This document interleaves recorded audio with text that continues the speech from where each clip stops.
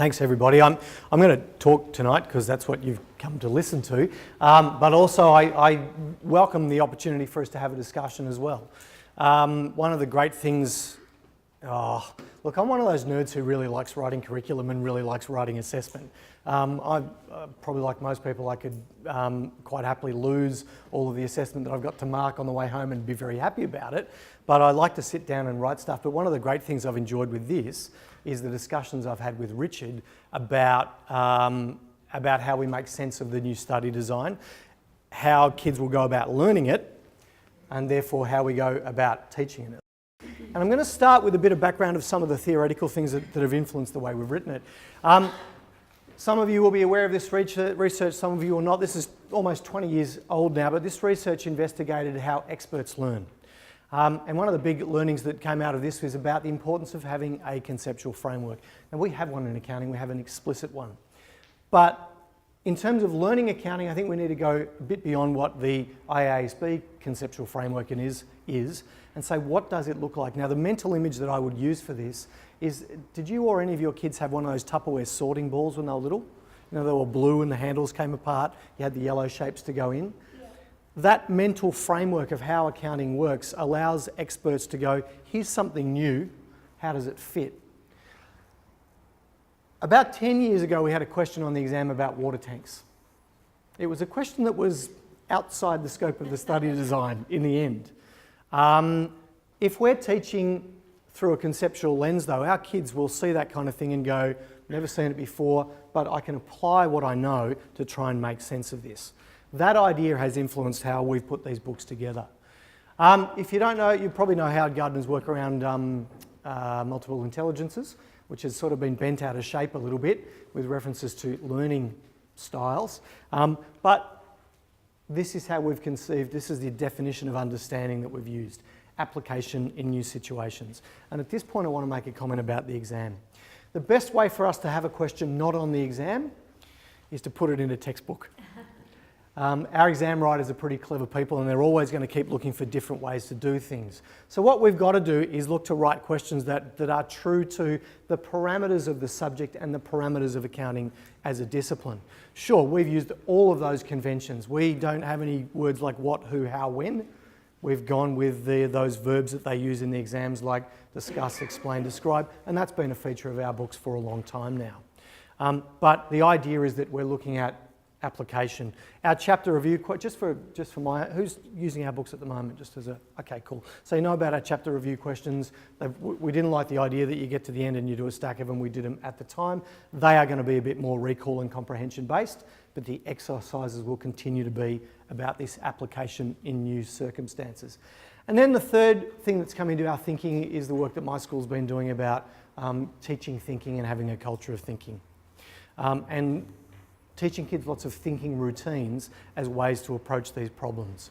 Particularly if we look at, well, we know the details that kids miss. So the fact that we've bought an asset on the 1st of a month rather than the 31st, and they've missed that in a calculation of depreciation. Or we've got a detail in there that is going to change the way they write some other kind of answer. Routines like see, think and wonder can slow down their thinking and make them focus on the words that are actually on the page.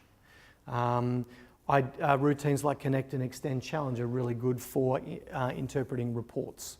So there's a flavouring of that through our books as well. Understanding not as a type of thinking, but as the outcome we're looking for. So yeah, we do need to know stuff. If kids cannot recall a definition of one of the principles, sorry, first time I've done it, won't be the last, one of the assumptions or one of our characteristics, then they're going to find it difficult to apply it. But we know that our exams are about application. So this is what we're about. No surprises for anyone in here.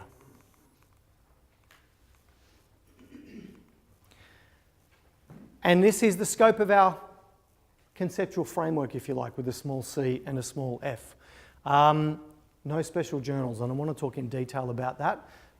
Just show of hands, no special journals. Worth talking about? Yep, okay. Ethical considerations? Okay, we'll focus on them in particular. We do have a new list of qualitative characteristics.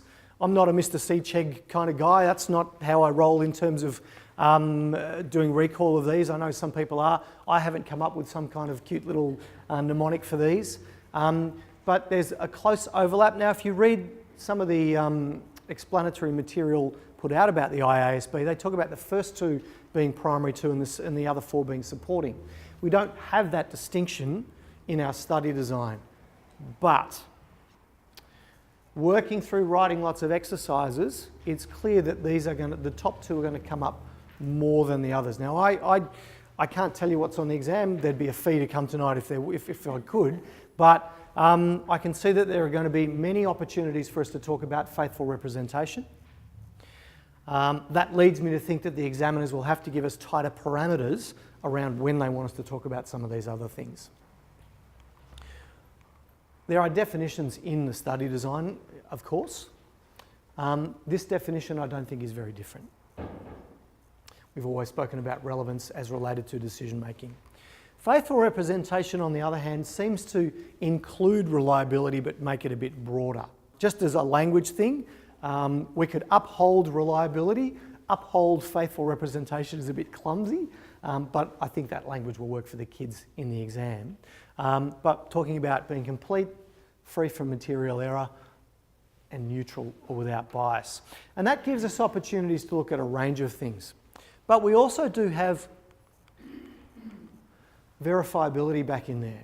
So the old why do we use source documents one I think is best answered by reference to verifiability. How would that play out if a kid answered a question in the exam about faithful representation is a reason we have source documents? Well, it is that as well. So I think our questions from the exam will have to be crafted in a way to direct the kids one way or the other. Timeliness, I think, is going to be a little bit like monetary unit. There might be one question every couple of years on it, unless we're talking about budgeting, unless we're talking about something to do with when the reports are prepared. And understandability doesn't really change, although I've got a little bit more language around clarity and being concise. So this isn't a big change as far as I can see. Slight difference of language. I think you will find yourselves going, well, this is how we make things, how we make it a faithful representation. I think that will happen. Our applications of relevance I can't see changing much at all. In relation to our assumptions though, which are not principles, assumptions not principles, oh, how the world turns. We spent a few years there convincing ourselves not to call them assumptions and to call them principles. Whittled down to these four. Entity, going concern, period. Well, I can't see the kids getting penalised for writing reporting period. It is still the period assumption. And then the accrual basis. Now, the accrual basis I did want to make a comment on.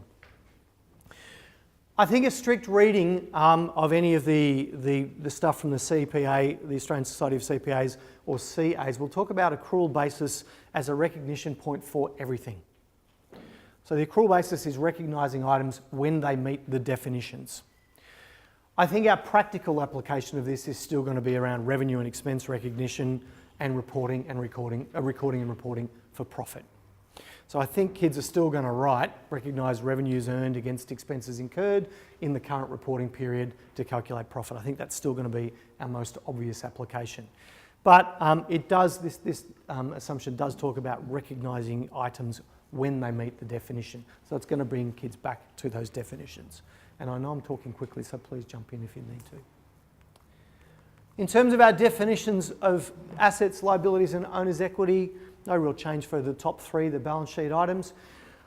In terms of revenues and expenses, the reference to flows has been taken out. So we won't be looking out for discount revenue as the item where we get the kids to ask for the definition as a saving in an outflow. That part of the definition's gone. We'll simply be looking for its effect on the accounting equation or balance sheet as a reduction in liabilities that increases owner's equity. That reference to flows just isn't in there. But combined with the accrual basis assumption, we will be looking for, I would argue, things like it is earned in the current period, or the goods are provided in the current period, or the benefit is consumed. The explanatory notes in the study design, I think, are helpful in fleshing out those definitions there. I don't see these as major changes though.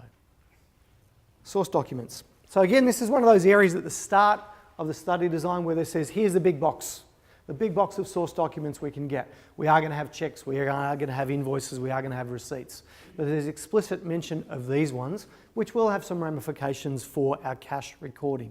And I having written the exercises, I started off going, I've got to change some of these receipts to EFT receipts or other or ATMs. Look, I'll be honest with you, most of my ATM transactions in the book are drawings. EFT receipts we've mixed up as a range of transactions, receipts from debtors and other kinds of direct deposits. Having done it, I don't know that it's going to make that much of a difference. As long as the kids can interpret a document, which they've always been required to do, as long as they can identify from which business the document has been issued, then that's still going to be the key. I think it's probably going to mean we're a little less precious about some document numbers in a few cases, because they could be any range of things. But I'm also mindful of the pragmatism that the examiners bring to writing the paper. And if you think back to our GST question from last year, where we had, I'm going to say, 7 documents on that left-hand side of the page, they were all pretty rudimentary documents. So whereas we've in our book tried to make them look real, and we've got company logos and different fonts and lots of colours so they look like actual source documents, my guess is that the examiners will still be going, let's take out a lot of that extraneous material so we can see if the kids can interpret and then record this core information. But I think they will be around cash transactions. The other area where the new documents I think will come in is going to be in relation to deliveries. Well, we should be expecting to see some shipping and order confirmations, and I think they're 2 different things, and also delivery dockets. And we were thinking about this as a really good way to test revenue expense recognition, and also things like when do we own an asset, or when do we take control of an asset. So a link between has the item been delivered to us, do we have control, and then the definition of what an asset involves. We've got some extra capacity with these different documents to do some work on verifiability and faithful representation. We've also got some opportunities here to write different questions and ask different questions about management of, and I'm pausing so I use the right language this year, management of inventory. I was at a leadership meeting the other day and our principal said we've got to take stock of a few things. And my head's in accounting land at the moment, and I was thinking, I didn't correct him, but I was thinking we've got to take inventory of different things. Interestingly, one of the questions came up about what do we call a stock take? Still can be called a stock take. That language, I haven't found stock take anywhere in the study design. Yeah? It says physical count. So that's what's in the study design. And that's the language we've used. We've used physical count of inventory. But I think we'd be a little bit foolish if we didn't talk to our kids about stock take meaning physical count. If for no other reason, then lots of them are going to work in Kmart and businesses, and they're going to know, oh yeah, I've done a stock take. So that's one of our jobs, to make sure that there's a transparency of language. But we've called it a physical inventory count, just to be consistent with what's in the study design. So I think these different documents give us some opportunities to ask some things about when. When have we got control of the inventory? What's the value of the inventory? The fact that we won't necessarily have valuations on some of these documents. I think they'd be really good standalone theory questions to ask in the exam if I was writing the exam, which I'm not. Anybody want to make any comments or observations on these documents? Yeah, we had a long discussion, Richard and I, about online purchases and the kinds of documents that were generated from that. But they're still going to fall into one of those basic categories we've got. So an online purchase, you're going to get a receipt from Amazon. You're also going to get all these other documentations as well. So there'll be different looking items that fall under those same headings. Yep. I think the online thing is something that gives the study greater scope, but when I talk about ethical considerations, I want to come back to this point. Ethical considerations gives greater scope to ask questions, but it's still an accounting course. And if we think about the weight of questions about returns, I think what will allow questions to say is they sell their products online. and it'll give a range of greater business types to put in. But we're still going to have credit notes to record. Yep. Does that answer your question? Sort of, but not really, I'm getting.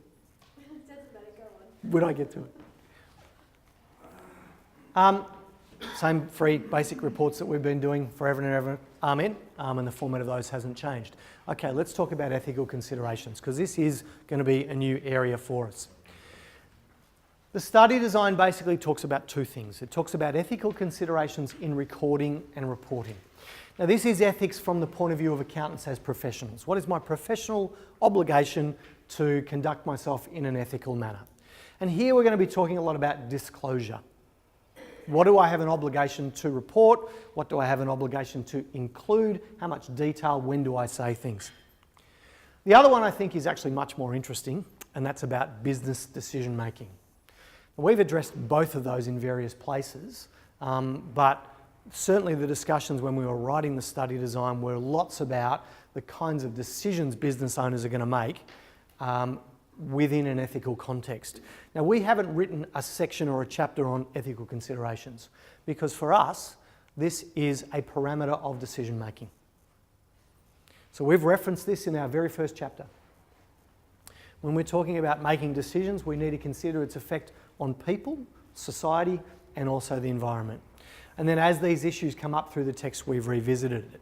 And you've got some examples in the handout today of some of the kinds of questions, and it's not all of them, I just picked a smattering out of them, of how we've addressed this question of ethical considerations. Combining it with financial considerations is something we've done in a few places, and I'll talk about some examples. This is still an accounting course. This is still a course about generating and preparing financial information and analysing that information to help decision making. It's not Philosophy 101, it's not St Thomas Aquinas, it's an accounting course. So where ethics sits is within that context in relation to decision making. Let me show you some examples. Ideas around the kinds of stock we buy, the kinds of companies we purchase from, what we sell, who we sell to, who we offer credit to, how we follow up late paying debtors, the decisions we might make on the basis of cost versus benefit to be flexible with our arrangements there, how we manage our staff. Now, I don't know about your guys, but if I have a question on an assessment that says, how can we improve this firm's profitability? I know they're going to write the W word first. We'll just pay people less. And they're usually pretty good. You walk them through that and they go, oh, actually, yeah, it would be bad to rock up to Macca's tomorrow and find out that I'm getting 50% less than I was getting yesterday. This gives us an opportunity to talk about ethical decision making and also short and longer term consequences. Managing expenses falls into there as well. Can we reduce our production costs? Of course we can if we sell all of our waste to China and then what do they do with it? Or if we offshore processing to somewhere that doesn't have realistic labour laws, or they build them in a factory where a fire kills it, all of that kind of stuff. And then we've got these issues around generation disclosure and presentation of our information. So some examples. So we've put some general principles around ethical purchasing and the idea that you might actually generate sales if you purchase and advertise that you purchase from ethical producers. If you are able to advertise that no animals were harmed in the making of this product. If you're using fair trade products. If there's no palm oil. These are examples we know well. So we might ask them a general question about those principles. Sam's moulds. I taught a kid a couple of years ago. His name was Sam Mould. He got a Guernsey in the book. These kinds of questions, though, will require some background information, and for us as educators, they will stick out. There'll be things like they are not following up their debtors, or they are ringing them every day to remind them to pay. There'll be something glaring, I think, if we want to get one of these. But this is a good example where discuss comes in. And I can see there being some financial considerations that the kids have got to discuss where there might be a financial benefit immediately, but an ethical consequence and a financial cost in the longer term. Around returns, we've got some really good ideas. We know what the law says. You're only required to accept it as a return if it's actually not fit for purpose intended, but lots of businesses will still accept returns for a variety of reasons. What are the ethical consequences of that? What are the financial consequences of that?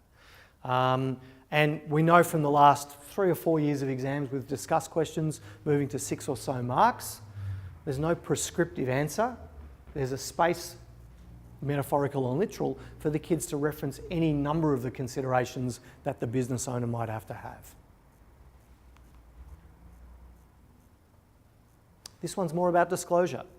In this particular one, it's taken from a business where Tom is the owner and he hasn't declared his wages as is written in his drawings rather than wages, and whether that's going to present a fair and reasonable representation of the firm's profit for that month.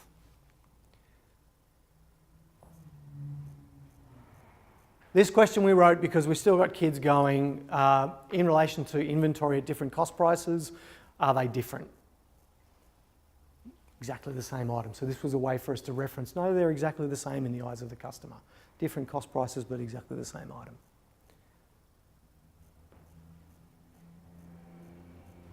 This one goes to how much how much our balance sheet provides a faithful representation of the value of the firm's assets. So you can see this last one is linking to net realisable value and a stock write-down. And then we might have some of these bigger ones like this. Now you would have probably written questions like this in an assessment of profitability in days gone by and said, will this fix gross profit margin? Here we've got a capacity to combine those. Now if you fix, what have I got? Cutting back on wages. Well, our first consideration there is an understanding of the gross profit margin, not referencing wages at all.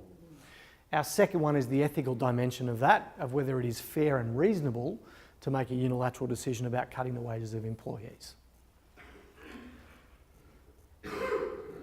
Or this kind of question. So again, with our discussed questions, we know that our greatest weapon for our kids or our teaching tool is to get them to put that word however in there, forces them to look at different perspectives.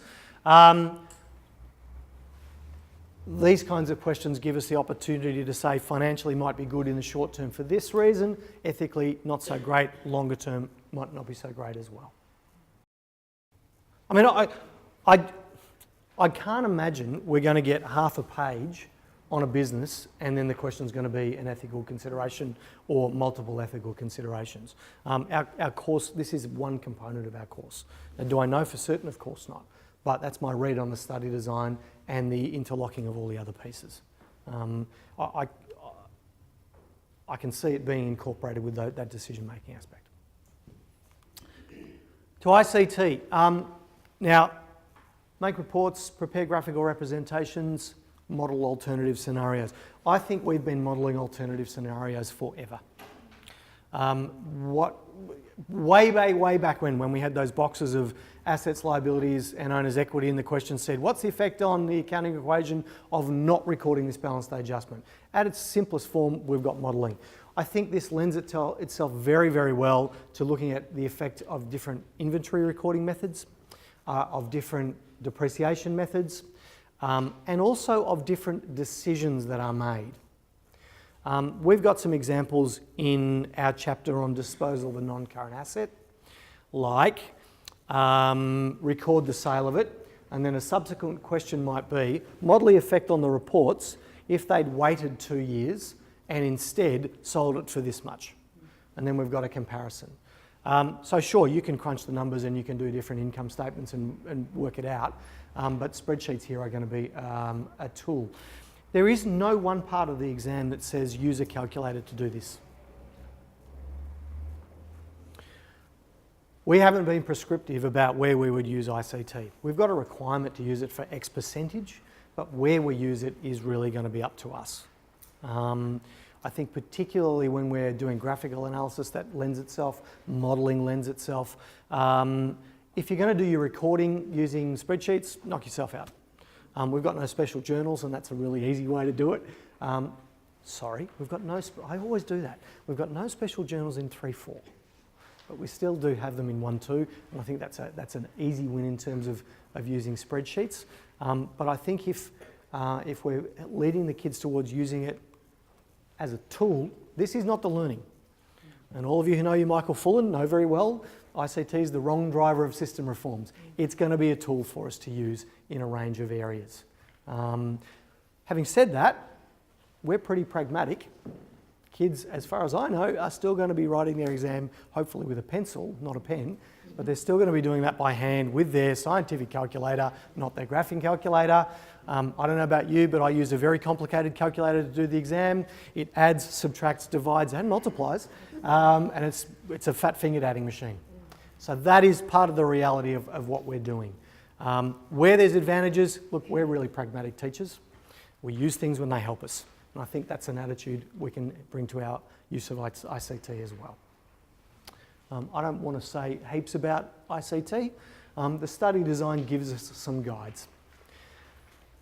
No need to use QuickBooks, Quicken, MYOB, any of those devices, cash flow manager, whatever you've got. If you want it, you can.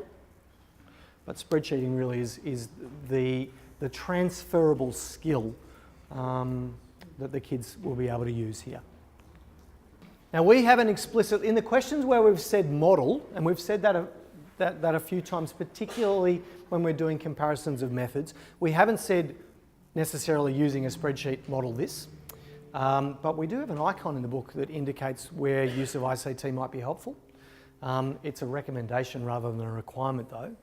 And we have included in a couple of places in the book, for instance, where we've explained how to do a vertical analysis of the income statement. We've got a brief explanation of absolute cell references, so the kids know they're going to keep coming back and dividing by whatever the sales figure is. So there's a couple of those in there, but we haven't got any sections in there about how to drive their calculator either, and that's deliberate. I think there'll be opportunities to do a range of these things using ICT where it's appropriate. All right, let's go to the nuts and bolts of the study design then. Some ins. This is a really important one, I think. In area of study 1 of Unit 1, we've got the capacity to talk about any kind of business. So a close reading says area of study 2 applies to sole trading service businesses. That does not apply to Unit 1, which gives us the permission to talk about Ford or any other large business that we want to talk about. We won't be doing any recording or reporting for those businesses either, so we're not subject to the same constraints. So as a jumping off point for discussion, you can bring anything into the classroom that is relevant at that time to illustrate those accounting ideas that are coming in. One of those might be price setting, which has been moved into Unit 1. So we're not only doing price setting for service businesses. Here, cost, volume, profit analysis makes a bit more sense if you've been able to reference some trading businesses as well. We've left in our books the references to quotes, and there's two reasons for that. Number one, it is a valid method of setting prices. And number two, I don't know how many of you guys go on to do Year 12 accounting, but in the two schools I've been at recently, there's been a good number who've done Units 1 and 2, but they want to be tradies. So the idea of preparing a quote and what do I need to consider has been a really good life skill for them to consider. But this comes into Unit 1. Credit transactions also comes into Unit 1, but only as they relate to service firms. So the kids are going to get two cracks at credit transactions, one recording credit fees or takings, whatever language you want to call it, and the other one will really only relate to materials, because there is an inclusion in Unit 1 of calculating materials or supplies expense. Let's be honest, it's a de facto balance day adjustment. But it's without any particular recording. It's just going to be, we bought $700 worth of stationery, we've got $100 left, what's our expense figure here? And also into Unit 1 is the cash flow statement. Now, I'm going to be honest with you, we have left a statement of receipts and payments in this chapter of our textbook. Why? Because we left an unclassified balance sheet in Chapter 2 of our textbook. We showed the kids how to do assets and liabilities first, then we showed them how to classify it. From then on, we've only ever asked them to do a classified balance sheet. That is the same logic which led us to leave the statement of receipts and payments in. So they can get an idea that this data is going to come from the cash journals, and then all I've got to do is classify it. So there is a stepping through of that development of understanding. Am I going to put a statement of receipts? Are we going to put a statement of receipts and payments on the exam? No way. We're beyond it by that stage. Out. Talked about that. Budgeted reports, go to Unit 2. Whoops. And that's pretty much it. So Unit 1, we've got a wider context to begin with. We've got some credit transactions. We've got tinkering around the edges, really. For Unit 2, FIFO's been in there. We're now introducing identified costs. So we are going to be getting kids to record information in inventory cards using both methods and making a comparison. Added to that, returns have come into Unit 2, sales and purchase returns.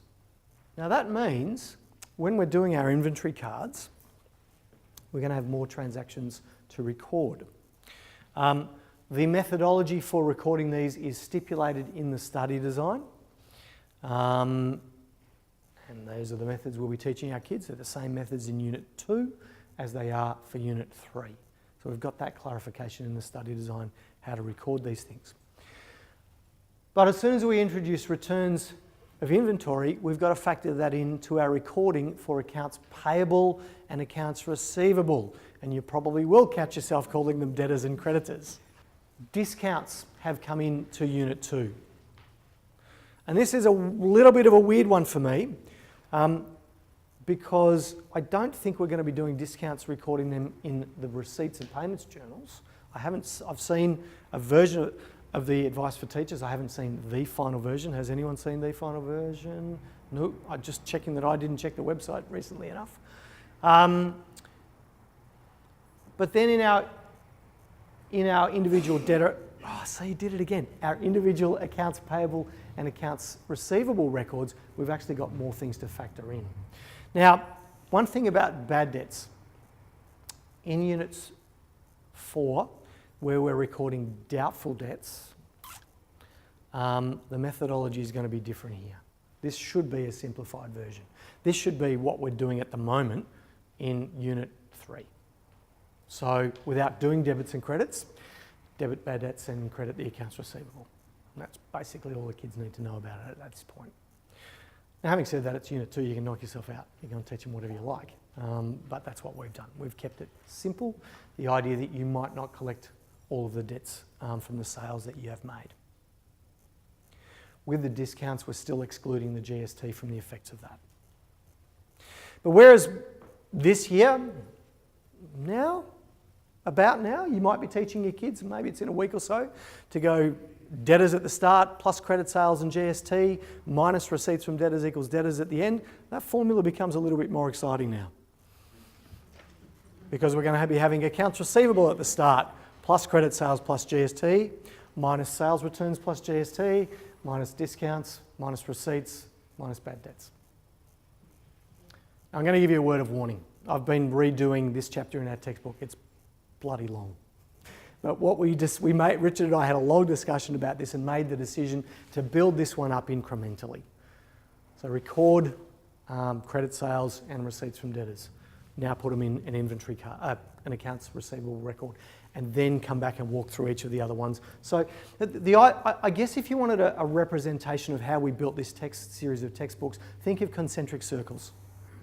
That was really the idea, that we wanted extra layers of complexity as we added things over the top, but we wanted to start with a core. And then we've got a little bit about valuation of a non-current asset, but really we're just talking about fair value. Richard was dead keen to get revaluation of a non-current asset at current value, and I just hung up the phone. Out goes things that are going to Unit 1, but also BDAs, which are gone altogether with the exception of depreciation. So prepaid and accrued expenses aren't in Unit 2 anymore at all. Okay, Unit 3. Returns come in from Unit 4. Inventory valuation comes in from Unit 4. Financial indicators come in from Unit 4. Now, if you used our 1 and 2 book before, you will have known that in the current edition we did report for inventory, calculate, let's use the current language, stock turnover, and then do some things about stock management. I hope it's worked as well for your guys as it's worked at our place. It's been a holistic package of recording all the way to decision making. The way the new study design is written, we will be talking about accounts payable turnover, accounts receivable turnover, and inventory turnover when we're talking about accounts payable, accounts receivable, and inventory. We've also then made the decision to bring gross profit margin and net profit margin into what is currently Chapter 9, profit and loss. And we're going to talk about it there when we're preparing a report. Let's do some analysis. Will we revisit it with a chapter at the end of the book about all of the indicators? Yes, of course we did. But we wanted to have that two-stage approach to it. Out. Special journals gone. No receipts journal, no payments journal, no purchases, no sales. Subsidiary ledgers, gone. Bad debts, gone. And all of our BDAs have then been moved into Unit 4. So let's address this thing. How does this change the way the kids are going to learn how to do the recording part of things? In the current study design, it made sense to have a chapter on check butts, cash payments journal, ledger. I think that makes less sense now.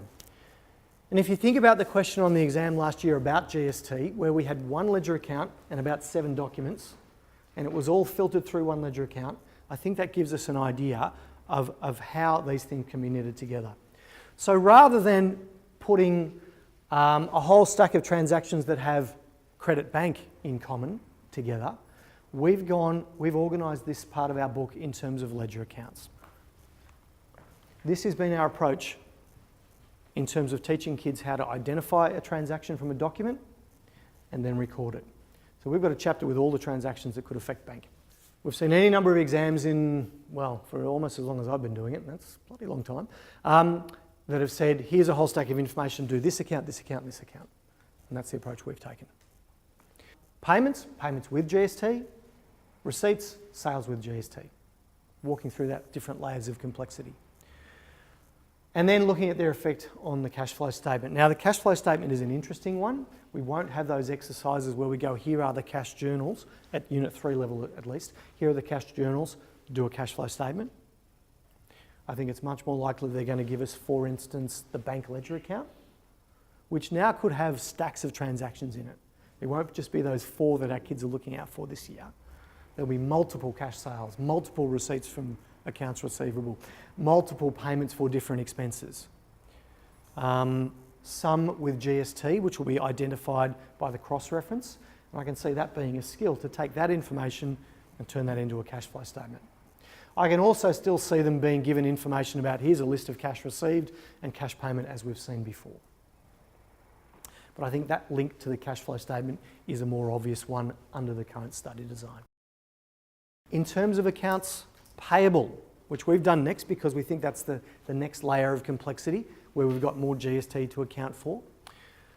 How to record a purchase from the document. So in this chapter we've got invoice, debits and credits in the general journal, debits and credits in the accounts payable account, and then build up with a purchase return, and then a payment to an accounts payable, and then a payment with a discount. Again, concentric circles. This is the chapter where we're going to talk about accounts payable turnover and strategies to manage creditors. Damn, accounts payable. And also the ethical considerations of who are you buying from? What are you buying from these people? When are you paying them?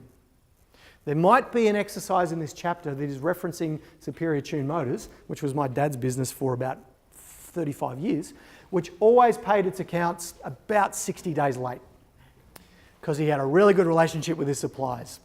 Probably not a best business practice, but he got away with it. Accounts receivable mirrors that. Sales returns, receipts from accounts payable, receipts with discounts. Accounts receivable turnover, strategies for managing. This is where we get to ask that question, particularly that the boys in my class would have said, can't you just send someone around there with a baseball bat? Would that be ethical? No, it depends how much you want to put your tongue in your cheek when you're writing your assessments. In terms of inventory, we've got our transactions that we need to record. And we need to record them in both methods. And Vicky Barron gave me some very good advice about this. So we're going to show the kids how to run it through using identified cost, then how they would run through using FIFO, and then what the differences would be. So that comparison leads us to comparability coming up, and also its effect on the reports. If you want a sense of what this part of it looks like, think of chapter 13 and 14 from our current book. Product costs and period costs, they kind of are what they are. And then a comparison, lower of cost and NRV, but then strategies to manage inventory. calculate inventory turnover, how do we manage? So I hope you're getting a sense or a flavour how we've tried to integrate the thinking from source document to decision making by the way we've structured our book. Into Unit 4, or rather out of Unit 4 goes all of those things that have been moved into Unit 3. Everything about returns, everything about inventory valuation. And in come our BDAs.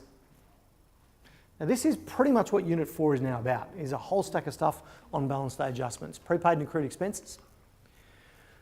This has changed, so we won't be trading an asset in on a credit purchase of a new one. It'll be cash sale effectively, or trade in on a purchase with a loan, which is actually pretty straightforward to do. But we will be doing doubtful debts. And Vicky's feedback was OMG about this part of the course. This could explode their little minds at some point. So there's the newness, if you like. With expenses, we're going to try and do concentric circles again. Prepaids and accrueds. Prepaids, a relatively straightforward one. It most closely reflects the adjustment that they'll have done for materials expense in 2020 when they've had a chance to do the Year 11 course. Then to depreciation, straight line versus reducing balance.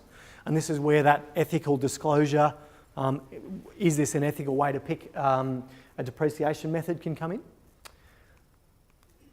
Two things really about doubtful debts, and we've separated this. We think it's worth its own little section. At one stage it was in Unit 3, but someone cleverer than me pointed out that this is a balance day adjustment. We've said there's no balance day adjustments in Unit 3, so it's now in Unit 4. And prepaid revenue is now called unearned revenue, which I think is actually going to be more helpful in terms of rather than just remember. With that in mind, every question that we write at this stage in the year is trying to build the skills to allow this application to happen. There will be some that are a close correlation, but I know that there are going to be tons and tons that just aren't because the examiners are doing their job. But I think where we're using the language of the exam, like discuss, explain, model, evaluate even, then we are helping the kids build the skills to tackle all those new questions that hopefully they're going to see in the exam. There will be some old favourites. They will get us to do a couple of ledger accounts. Doesn't make sense if they don't. But even there, the data's going to be new. So really, this is what the kids need to take into their mental toolkit. The characteristics and assumptions, the elements of the accounting process, and therefore that's their Tupperware sorting ball that they make sense of anything new that they get on the exam.